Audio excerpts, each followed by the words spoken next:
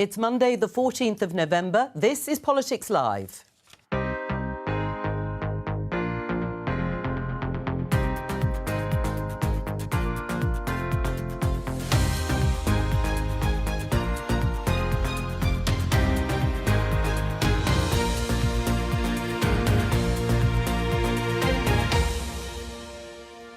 Joining me today, Conservative MP Siobhan Bailey, Labour MP Chris Bryant, comment editor at City AM Sasha O'Sullivan and Guardian columnist Raphael Behr. Today, I think there are some significant gains for both the French and the UK authorities. Unfortunately, this new deal falls far short of what is needed to tackle the small boats crossing. 100 more officers patrolling the beaches. The price tag increases to more than £60 million. But will it work? We are going to see everyone paying more tax. We're going to see spending cuts. The Chancellor on the horrible decisions coming on Thursday. I guess the difference between Labour and the Conservatives is that the Tories keep coming back to working people and asking them to pay more. There was a time when I was really struggling after my daughter was born. Becoming dad. Is there enough support out there for fathers?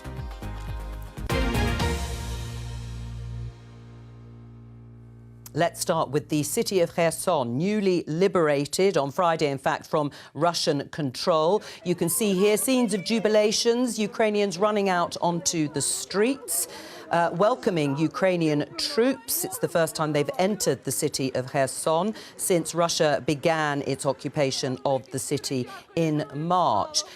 It prompted this article and headline in the New York Times. We can take a look. Top US general urges diplomacy in Ukraine while Biden advisors resist. This is the chairman of the Joint Chiefs of Staff, Mark Milley. My opening question to you all is this the right time or a time that they should try a negotiated settlement? Siobhan. Well, the Prime Minister is very clear that the support is going to continue to the Ukraine. He was on the telephone to President Zelensky on Thursday last week.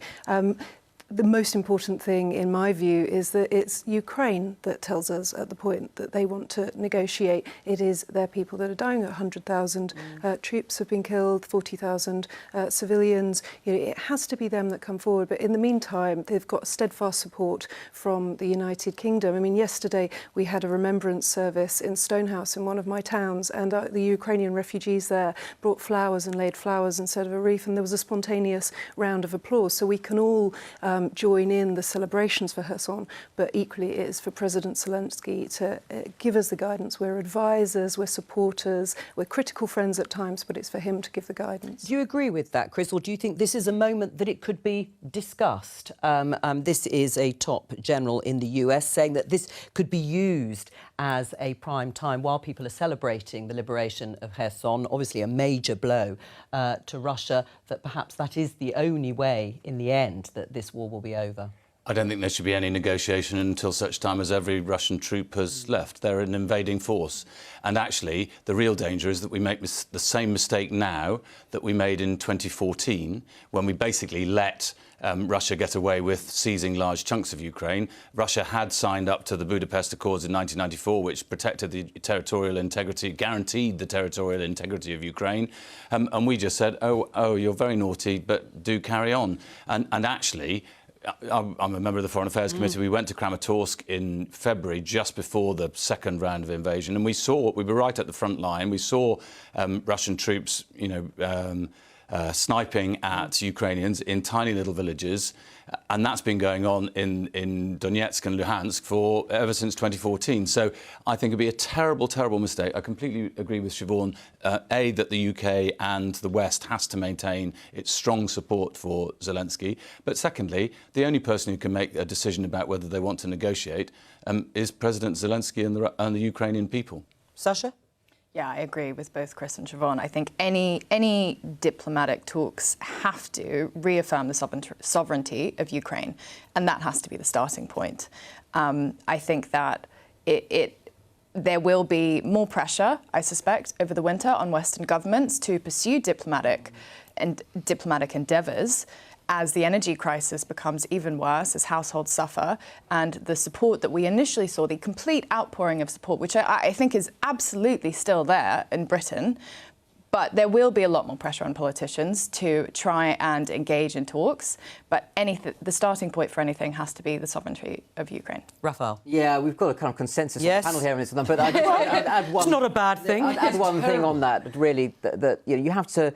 It's almost a nonsense to talk about negotiations with the Putin regime. I mean, you have to understand the character of that government. You know, I speak Russian. I monitor some Russian state television. It's complete. Incitement to genocide passes as normal punditry on the Russian equivalent of this program that we're on here. And this is, there's no good faith negotiation. Chris is absolutely right. This is a regime that was essentially leafing through a sort of a fascist playbook, more or less cribs directly from the 1930s, saying, oh, we have some citizens overseas, these are ours, we'll make a territorial claim on them, we'll move in with military force. I don't understand what settlement you could have with those troops still on that territory that isn't a variant of appeasement. It's not a real negotiation on those terms, and that can't start until either there's some kind of regime change in Russia or the character of the Putin regime has completely changed. It's exactly the same as Czechoslovakia in the 1930s, to my mind. mind. It is, yeah. But, I mean, some of us have been saying it for a long time. One of the things that's really troubling me, I've had communication with James Cleverly. You may remember that Abramovich surrendered his £3.5 billion when he sold Chelsea, which is back in May. That money's meant to be going to Ukraine and could, frankly, be spent in Kherson now, because there are people with no food, no electricity, no heating, no medicines. But for some reason, it's stuck in a bank account here in the UK still all these months later, and it may not be for months yet. Can I just add one other thing as well? The fact that the Russian troops have pulled out of Kherson, they're sitting on the east bank of the Dnieper. These are commanders whose military doctrine was tested in Syria, where indiscriminately just bombarding towns. How do we know that the tactic isn't to sit on the east bank of the fear, isn't and it? turn Kherson into Aleppo? Well, it's way too premature to talk about negotiations. And that's the fear. I mean, meanwhile, the Prime Minister, Rishi Sunak, has landed in Indonesia, in Bali, for the G20 summit. Here he is, being greeted there, welcoming committee, as expected. And we can hear from the Prime Minister. Well, I'm going to use this opportunity to unequivocally condemn Russia's hostile and illegal war in Ukraine. And I know that other allies will as well, because it's right that we highlight what is going on and hold Russia to account for that. And I won't shy away from doing that. Well, that's interesting that he's not going to shy away from it, because, of course, the foreign minister, the Russian foreign minister, Sergei Lavrov, we can see him here. He arrived a bit earlier, ahead of Rishi Sunak. He's there, of course, in place of the Russian President Vladimir Putin. It is reported that the communique at the end of the Bali summit may get watered down to make it slightly more palatable to Russia, which begs the question, does it make the whole thing pointless? But Siobhan, Rishi Sunak says he is going to raise these things, say these things. What else would you like to hear him say if he comes across Sergei Lavrov? Well, I think he's got to be strong, as he is being, and he's got to be very clear that the UK, as part of, we put 2.3 billion quid in military support, 95 ambulances. We've got to be clear that will not stop, and that Russia is not just fighting Ukraine, fighting the West as well. I mean, one of the great things that the UK has done is training Ukrainian troops. I think it's 10,000 Ukrainian troops every 120 days. So I think Prime Minister has a great lot to be strong about and go and talk to whoever on this subject. Would it be better to have no communique at all, Chris, rather than a watered-down one? Well, I think if India and some other countries who you would hope might be more supportive are going to push for the watering down, then I think we need to have a bit of a row with some of our closest international allies. Of course, everything that Siobhan says is great. I support all of that. However, I think, and in the end, the only criminal in all of this is Putin. But I do just want to say that Georgia was 2008. We've known what Putin's territorial ambitions and the way he uses excessive violence We've known about that for such a long time, and yet we kept on inviting people into the UK, Russian money. We did nothing about tidying up the laundromat of dodgy Kremlin money in the UK, and I think that helped embolden Putin. So I'm very critical, I'm afraid, of Sunak personally, because he was very resolute that we shouldn't tackle the dirty money in the City of London. Of the sanctions that we've got to tackle exactly what you're saying, there's £980 billion of global assets under sanctions. We've got... Yeah, but we did them far too slowly. Sorry, Siobhan. The work is done. There has to be constant review and constant implementation of these things. The work is not done. We sanction 20% of the number that the United States of America sanction. We're nowhere near strong enough on this.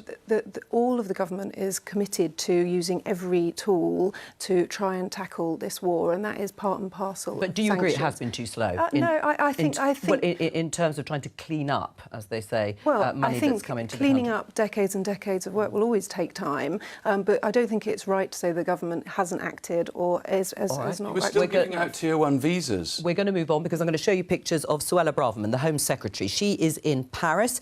She has been meeting, as you can see there, the French Interior Minister, her counterpart. They have signed what James Cleverly, the Foreign Secretary, called an update of an agreement. This is to tackle small boat crossings more effectively.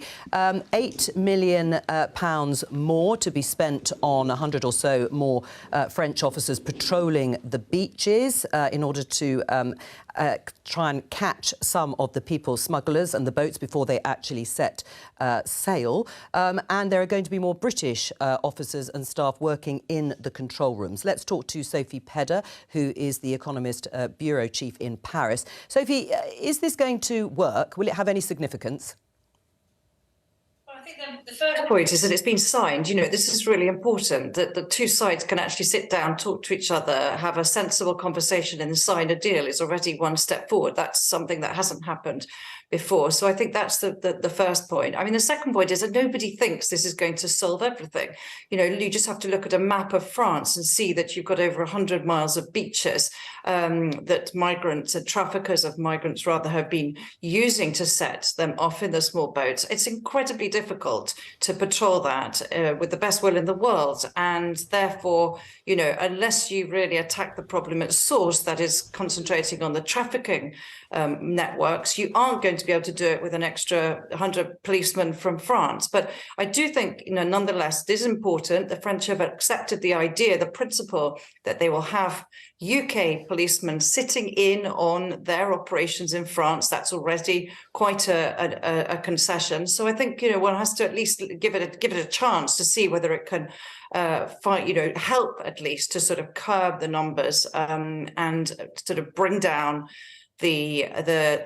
calm the rhetoric that has poisoned this whole affair. Stay with us, Sophie, while I talk to the other guests too, and you can listen to the discussion. I mean, do you agree there that it isn't going to change things overnight? And yet the Conservative government, various iterations of Conservative governments, have promised to tackle this issue, and in fact it just keeps getting worse. So, I mean, what is £8 million more going to do, and more officers? It's not going to completely solve this issue, is it? Government's got to try everything. The public expect us to try everything as well. They're worried about this. They're worried about the numbers. It's not sustainable for 30 to 40,000 people to come over the channel, notwithstanding how dangerous that is. But this is, you know, the Home Secretary is also going to Frankfurt. I think it's welcome that there are changes. I think having UK police working in France with the French police is really important. But ultimately, we've got to try it. We've got to do processing. We've got to look at legislation. We've got to look at all aspects. People might ask why that hasn't been done up until now, but how significant do you think this is, Raphael?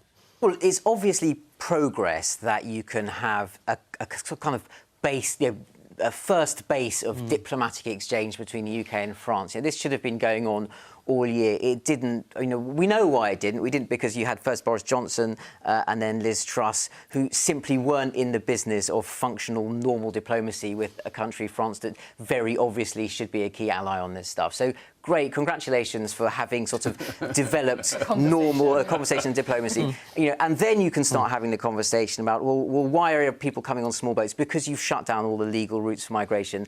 You know, everyone sitting around this half a table has probably been through 5, 10, 15 iterations of anxiety verging into panic about different forms of migration and different ways of talking about asylum seekers and refugees, the conflation of asylum and economic migration. We've been through Brexit, the function of which was to take control of borders. We're back here again. We've cycled all the way back around. Says, can we please, as Sophie Pellet, I think, absolutely rightly said, just now have a different conversation, a more rational conversation about managing the routes, what are the criteria for entry, processing asylum claims in a humane, speedy way so that actually you distinguish who's the legitimate claimant, who gets asylum, who doesn't. At least we're not talking, at least in the last few minutes, we haven't talked about packing people off to Rwanda. I'm sure it'll be back soon enough. But yes, we're having a sensible conversation for a moment. Muzzle tov, everyone. Congratulations, Siobhan. Listen, so I think you can add in the French elections into that. So there's been a range of different barriers to getting stuff done, and so I think you still see the French as the main issue? I think it's realistic to think that it's always going to be far more sort of difficult for the UK to come to arrangements with France to stop people coming over than it is to have agreements. So I don't think that it's wrong to be down on this. I think it's right to be very, very clear that we have to try absolutely everything. That's deterrence, and we have to look at the people smugglers because they are exploiting people when they get here, and we know that France is a safe country, so it's right to have these agreements where they arise. Chris?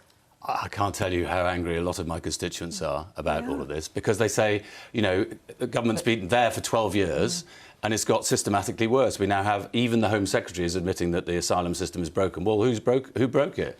But do you welcome this as progress? Yes, but it's not a plan, is it? It's a tiny part of a plan, because what you need to do is, first of all, you've got to go right to the source, as the lady said earlier on the programme, which is you need to make sure more people stay in their home country. Secondly, you need to have a really serious attempt at tackling all the different parts of the people traffickers, because it's not just one person who takes you from all the way from A to B. It's 17 different bits of that route all the way along, and we simply haven't devoted enough energy to that. But Labour doesn't have an alternative plan to that either. I mean, I've heard Yvette Cooper set it out, but it's not vastly different that you would think or be guaranteed that it would really close down all these routes and people smuggling. Well, in the end, of course, it's not helped that we have kept on changing government. What is it, 174 government ministers been sacked this year? That endless churning means that people simply haven't been watching and preparing properly. One thing, when we came to power in 1997... I know, but the Tories... It was such a long time ago, you couldn't remember. Yes, of course I do. The Tories had bust the asylum system then. We had thousands and thousands of people waiting to be dealt with through the system, and that is the worst of all possible worlds, both for people who are here and also for ordinary people who've lived here all their lives and want to get on with their lives and simply don't understand why the government has ended up putting people in very expensive hotels. Labour don't have a plan, and the public don't believe they have a plan. And I think one of the things we have to be clear about is, on the safe and legal routes point, we've had refugees from Syria, Hong Kong, Afghanistan, and now Ukraine most recently. All of that is pressure on the Home Office. This is over the last couple of years. So it's not rocket science to understand that that is a department under pressure, and that we have to throw all options and take all opportunities to bring this to heel. Chris? You cut the number of staff in the Home Office, which means that the job is just not being done properly. Successive Home Secretaries were more interested in making sort of ranty speeches about how terrible foreigners are than they were in actually dealing with the real problem on the ground. Right. That's the disgrace of it. Well, let's talk about the improved relations, certainly between these two. This is a tweet from Rishi Sunak with Emmanuel Macron, the French president. They met at Sharm el-Sheikh, reported widely as a bromance going on. They're friends, partners, allies. Sasha, do you think that's right? They look pretty chummy there. I mean, it sounds like Rishi Sunak tried to say the word friend about 15 times in the space of 15 minutes. And I think that that's a very good thing. It's clever of him to kind of come in and say, you know what, I'm different, I'm going to have a conversation about this, because it has been this, it's been used as this way of stoking fears and stoking, kind of Brexit sentiment of saying, oh, we hate the French are ridiculous, we don't want to have conversations with them. And to be fair to the French, it's not entirely in their interest to stop people crossing the channel either. But they also don't have the resources. But as long as we're talking about, you know, routes and things, I think is every time, because we used to have people coming through lorries and now you have more people coming across the channel, every time you cut down on one route, another one pops up. But what you have today, I think it was in the paper, there's 40,000 people waiting between 1 and 3 years to have their claims processed. Yeah. Imagine for a moment that if people came over and it took 3 days. I mean, look, I don't know. I understand that if you're a Home Office, in the Home Office, it's incredibly stressful trying to make sure that you're getting the right people and giving them asylum. But that's deterrence. If people know they're not going to be able to come over and stay here, then the people who deserve to be sent back will send back, and they won't come. The caseload on the Home Office, just in terms of numbers, is definitely much smaller than it is for Germany and France and other European countries. The capacity is the problem there, not the number of cases. So and these are people. They're people. They are. Well, let's go back to the tweet. Sophie, can I come back to you and say, is it reciprocated? What does Emmanuel Macron, the government in France, think of Rishi Sunak? I think I detect really a very different tone here in Paris about the Sunak government. And somebody said earlier that it was about the French elections. I don't think that was the problem at all. I think the problem was the Johnson and the Truss government, which led to a sort of complete collapse in trust from the French side, at least, and a sense that France was just having the finger was being pointed at France at all times, and it wasn't possible to have a proper conversation and build any kind of decent relationship. So I do think things have changed. I think that Macron sees Sunak as someone he can probably do a deal with. They are, same generation. They both had a banking background outside politics. I think they're both probably people who look at doing deals. That's how Macron kind of conducts his diplomacy. And so I do think there's a willingness now to sit down and work with the UK in a sort of grown-up way. And, even talk now, there is now a plan for a Franco-British summit next year, which, don't forget, hasn't happened since 2018 when Theresa May was in power. So I think there is a different attitude here. It's not unconditional, but there is a much greater willingness to work with this government for sure. Sophie Pedder, thank you very much. It sounds, Siobhan, like he's got a new best friend, Rishi Sunak. Well, listen, whatever works, to be honest. But what we haven't talked about is our coastal communities who are really struggling with the crossings and are really, really worried about this and are worried about public pressure on services. So, if Labour is genuinely dedicated to tackling this problem, then we have to have a realistic chat. Not everybody coming over is a refugee or has a genuine asylum claim. There are economic migrants in there. They are coming from safe countries in some respect. We have to be honest about this. Yes, and not everybody can stay. And certainly it's not affordable nor sustainable to have £7 million a day in hotel bills either. So you end up having to negotiate with other countries about returns. You also have to get people processed, because otherwise you have no idea whether they are here. That's not the message we get from Labour when we try and debate this. What I literally just said. No. Great to have that with you. But when we debate this, it's all this is an anti-compassion. This is the volley. The volley is not. Let's have a practical approach to getting things done. Labour. I've sat in for every single one of the debates that there has been on this in the House of Commons, and it is very clear. Yvette Cooper has made it absolutely clear. We have got a plan. I know you're not impressed by it, Joe, but it's your job not to be impressed. I didn't say it was impressed, but I was just saying there's no guarantee. Well, I'll explain. First of all, you've got to have proper system of assessing everybody here swiftly. It should be weeks, not years, that an individual is assessed. Secondly, you've got to have a system for returning people who have come here incorrectly.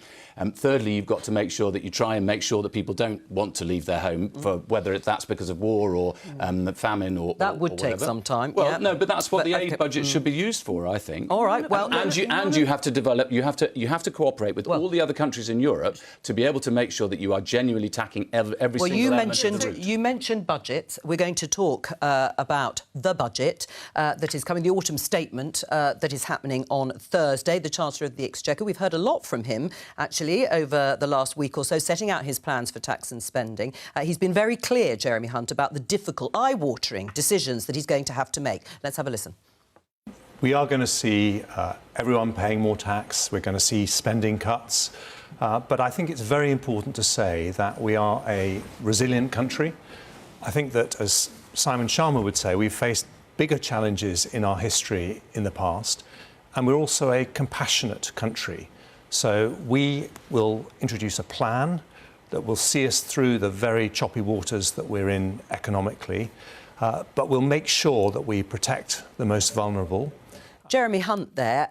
We already have the highest tax burden, Siobhan, in 70 years. What's the point of the Conservatives?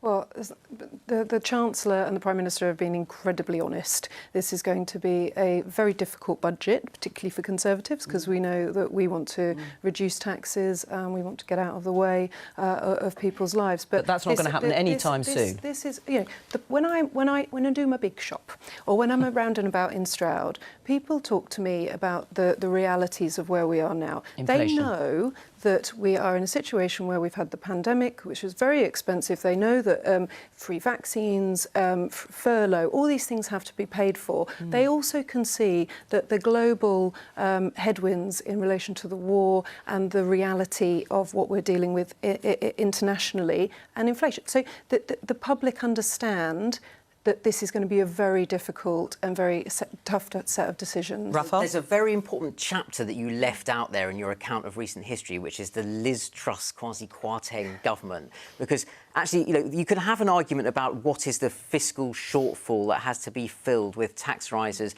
and spending cuts. What is the balance of that? What is the time horizon? You can do that. It might be 5 years, so you push some of the nasty stuff to the other side of an election. But what you're actually trying to do with that fiscal consolidation is reassure markets that the UK is a serious grown-up country that can look after its finances. And the reason you have to do that is because of decisions that a Conservative Prime Minister and Chancellor made in a budget that basically made the UK look like a developing market in the 1990s, not a G7 economy in the second decade of the 21st century. So that's quite an important episode in your otherwise, you know, fair an account of what's gone wrong in the last year. Mistakes have been made. It's nothing to do with me.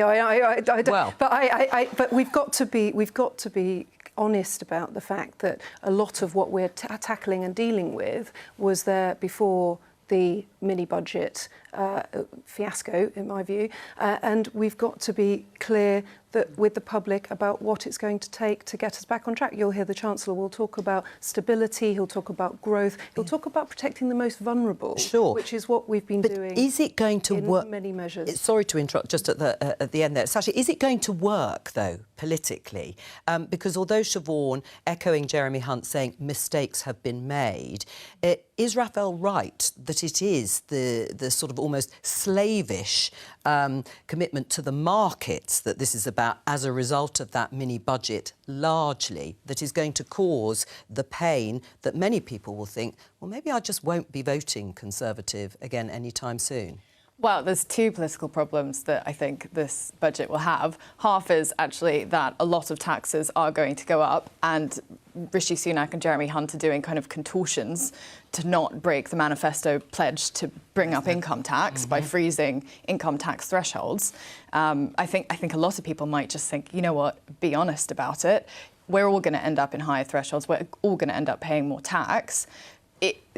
Our incomes are going to go up or go up however much, drag us upwards. So you're going to have that problem of a lot of Conservatives are going to be looking at this thinking, what is going on? Because effectively the taxes are going up. We're just not breaking this specific promise. And then you have, as you say, this sense that, well, this was a mess of your own making. And look, I think it is easy to sit now and say, gosh, this was all Liz Truss's fault, and it was catastrophic. But at some point, you have to just say, how are we going to get out of it? And half of it is we need to fix the economy, and the other half is, as Raphael said, we need to convince everyone else that we're a serious country again. I mean, Chris, there are indications, strong indications, that the Chancellor is going to increase taxes, as he says, on everybody, but particularly on the better off in the way that Sacha has described. You might find that lots of people are dragged into the higher rate of income tax if he freezes those thresholds or extends them. He's going to extend, the indications are, the windfall tax further. This is all music to your ears. Well, some of it is what we've been saying for quite a long time. It's our plan. But I tell you that I have a real sense of anger when I hear people say mistakes have been made. It's a weasel term. What they should be saying is, I'm really sorry. Britain is broke and we broke it. It wasn't just Liz Truss crashing the economy in that bizarre nonsense that we had earlier on in the summer. It's actually been several years of it, because there was £37 billion wasted on a test and trace system, which was described by a senior figure at the Treasury as the most incompetent and wasteful project we've ever had. We wasted £9 billion on PPE that couldn't be used, £4 billion on PPE that ended up being burnt. The level of incompetence and waste over these years has been absolutely phenomenal. All right, and let me just... One other thing that really worries me is we won't get growth unless we can get more people back into work. We had, before the pandemic came, we had 4.8 million people in the UK waiting for an operation. It's now 7.2 million. We're going to come on to the NHS, and there's 700,000 fewer people now working. You need to get more people back into work.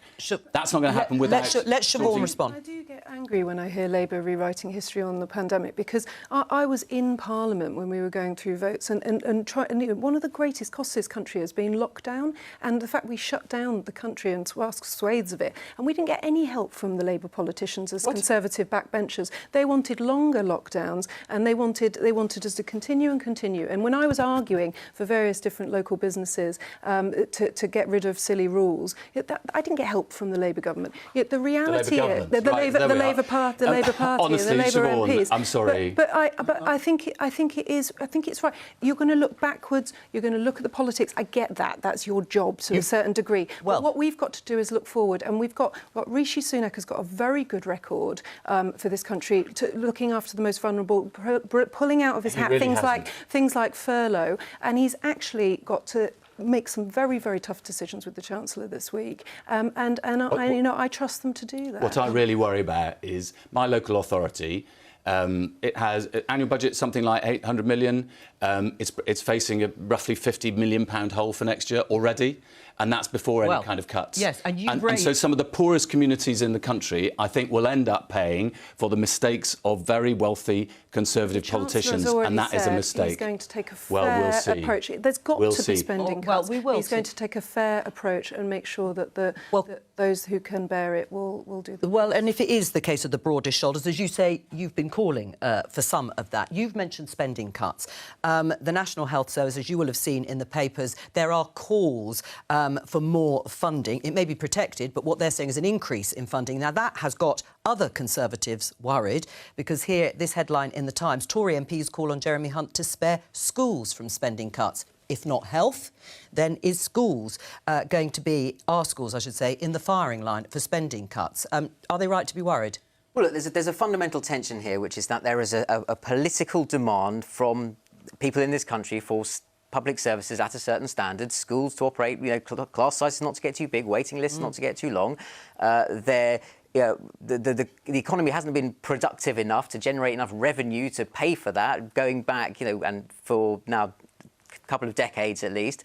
And there's a sort of almost monomaniac political imperative in the current Conservative Party against tax rises in principle, so you can't actually have a conversation about, even what taxes you should be raising and on whom, because particularly this is the sort of the long truss effect, that there's still this allergy against the very concept of tax rises. Actually, the UK, you said at the beginning of this discussion that the UK has, the highest tax burden it's had for years, but it also has one of the lowest tax burdens of rich economies in Europe, and you have countries like France and Germany and Denmark that have higher tax burdens, but also higher GDP per capita and purchasing parity, because actually their economies work better. You can raise taxes and have a functional economy and pay for public services and have a rise. And is that the discussion that needs to be had? In the way that Raphael's saying, if people want a higher standard of public services, at the moment you could argue, someone might say that we're paying more, but we're not getting more out of our public services. Yeah, absolutely. And I think part of that needs to be an honest conversation about how we raise taxes, what taxes get raised. It's one of the things that came up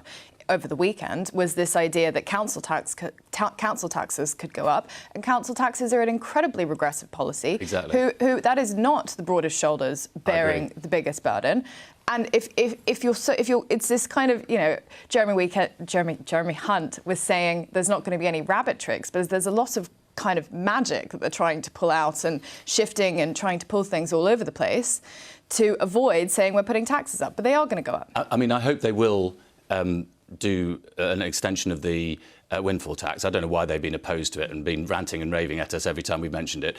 I think there should also, incidentally, be a windfall tax on banking and financial institutions, because they're making money hand over fist at the moment. I think you could get rid of the non-dom status. I'd also like to take the charitable status off schools. Yeah, so there are taxes that, but you're absolutely right. If the temptation for government will be to say, local authorities, you can make up your money by raising council tax. Council tax is only about 20% of the amount that a local authority spends. That will be a very regressive way, and it would hit poorer communities such as mine. Well, you were raising your eyebrows during that list. I just were wondering how long you were going to let a Labour politician list what tax rises that they want and change it. But what you voted for 15 in the time that you've been an MP. You're going to get an honest assessment of the country's finances, and I believe that the Chancellor will be very clear about why we're doing it. I mean, I'm one of the Tory MPs that are calling for support for schools. You know, we see so many millions and millions and millions going into the health service. We know that that's absolutely needed, but when schools and head teachers are saying to me we're really struggling to balance these So is that books, a sacred cow for you? No cuts to the schools budget? I don't think we can have too many sacred cows because we've got to look at it in the round. But ultimately, there are going to be difficult decisions. But you've got a Chancellor and a PM that will look after the most vulnerable while they're making those decisions. Right, and they're going to do that, they say, certainly reviewing the energy intervention. Chris, I mean, it is true. Let's say you win the next election. Many of these spending cuts may well be delayed until then. What are you going to do? Embrace austerity, or are you going to start breaking the fiscal rules that Rachel Reeves is already setting out and spend on day-to-day? Well, it's very important that we have a balanced budget. I believe in sound money. You can't spend money that you haven't got. So you will embrace the spending cuts that are coming? Well, it's always tempting to try and get somebody who might be in power in 2 years' time. I mean, let's have a general election. We can have a debate about what our plans will be. We don't want the kind of nonsense that Liz Truss gave us. All right, well, we've done that. We've been there. And actually, Labour did sign up to some of that Kwasi-Kwarteng and Liz Truss prospectus that they set out on tax cuts. But we don't have to relitigate it. But let's just remind people. But yes, go on, finish. Well, actually, we were against the increase in national insurance at a time when we were going into recession, which we're now in. And you voted for it, and then you voted against it. So, all right, we're going to break off there because I'm going to show you something completely different. Have a look at this video. There's stuff that you can't talk to your wife about, or even to close family.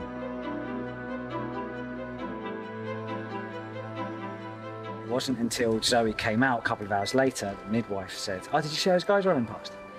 Yeah, so that they were bringing the blood up. Yeah, it's tough. So I'm still processing that, for sure.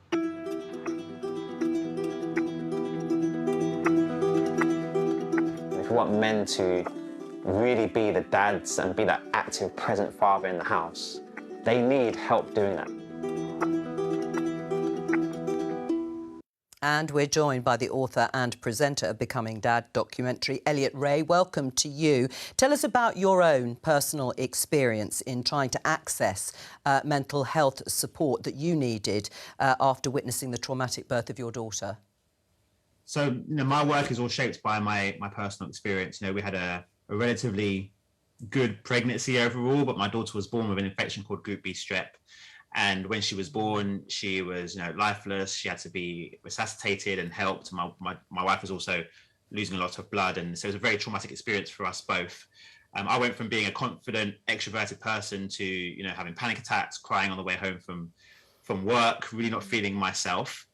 And I think there's two things I learned from that. The first thing was that it wasn't forthcoming. Mental health support for dads wasn't forthcoming, but also for myself in terms of my eagerness or even accepting that professional support was available to me, that wasn't there either. So it's really gone on to shape my work, and the documentary is all about how we can provide better holistic support for dads going through the maternity process, but also afterwards as well, in relation to properly paid paternity leave and flexible working. How do we support families holistically for the benefit of children, dads, but also for mothers, for women, for the motherhood penalties. There's so many reasons why we should be doing this and focusing on this as an issue in society. Absolutely. Your experiences obviously shaped what you then did. You set up a website, a support website, Music, Football, Fatherhood, to help others. What's been the response to your campaign and your website?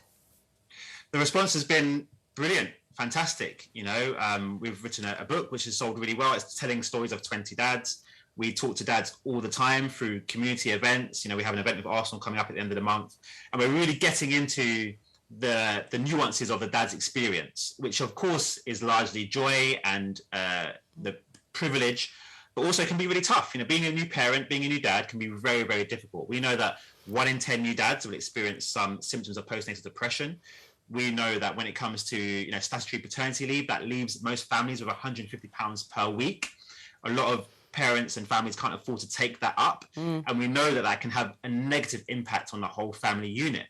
So when we're looking at how do we build a society that is fit to raise the next generation, that is fit to go to the workforce and be productive, that is fit and healthy to contribute to society, a lot of the work and the focus we need to be doing on is supporting parents through becoming new dads and new mums. And the programme is all about looking at how we can support dads through the NHS, so holistic support when they find out they're going to be a dad, through the labour room to afterwards, and also in the workplace, and also through community groups as well. Raphael, do you think fathers are offered enough support? I mean, it's interesting how much is highlighted here by Elliot Ray, and not something that probably a lot of people have thought about. Yeah, it's fascinating, and I absolutely salute what he's doing there. I mean, my children were born 2006, 2008. I was very lucky that the delivery, the labour was all very straightforward, and they had, you know, 2 healthy babies, and you know, I had an employer who was very supportive. I took time off. I had this sort of magical, you know, early stage fatherhood, and so I wasn't exposed to the threat, the anxiety that we've just heard described there. And you know, I can easily see how, you know, if I hadn't been that lucky, I could have just fallen through the cracks. I'm not sure there would have been that conversation and that support. And actually, looking back on it, even then, even in the 21st century, it didn't feel that far removed from the days, the sort of caricature of the dad sort of outside the room, smoking a cigar, pacing up and down, not really involved at all. And the idea that fatherhood, you're basically, your function is discipline and financial provision. I mean, you don't have to go that far back in time to reach that kind of caricature of what a dad is. So yeah, absolutely. I just think it's fantastic. It's a conversation that we have to have, because it'll help mums. It'll help everyone. It's not a zero-sum thing. It's, you know, it's about just, yeah, moving into the 21st century properly and understanding the whole of parenthood, the blended families, the whole of the different ways people manage these relationships. I mean, Siobhan, one of the issues is deciding how to use or split shared parental leave. Currently, parents can share up to 50 weeks of leave, with 37 of those weeks being paid. But the figures show that shared parental leave currently only has an uptake of 3% of eligible parents, despite the government's target of 25%. I mean, that's... There's still lots of dads that don't ask for it as well, and just don't feel able to, which is something... Look, we've got two I mean, fantastic work for Elliot, and fantastic to use sport as well, which is where lots of families go together, and particularly for dads. But on the health side, the Gloucestershire Home Start runs something called Dads Matters for mental health for dads, and it's absolutely great. But there was a report out a few years ago saying, for the Fatherhood Institute, was saying, who's the bloke in the room? Because they're just ignored at various different stages of the... And then secondly, society, we need to... I mean, I was doing a range of different events yesterday, and my husband, who's fantastic, took both kids, and loads of people came up to me and said, where are the kids? And I said, oh, where the dad? And they say, oh, that's good of him. And I was like, they're his kids. Of course he's taken them. You know, so, I mean, it's always like, well done, dads, and mums just have to get on with it. So we've got to change that. But you know, I know DWP did a big announcement about mental health support. It's about 120-odd million quid. And I do think that mental health, parenting, stopping family breakdown, getting people early is hugely important to this country. We've only got literally 10 seconds, Elliot, but I shall tell everybody now, Becoming Dad, the documentary, is on the iPlayer now, or you can watch it live tonight on BBC One at 8:30. Thank you very much for joining us, and thank you to all of my guests for joining me today. Elizabeth Glinker will be back tomorrow with more Politics Live at 12:15 here on BBC Two in the iPlayer. Bye-bye.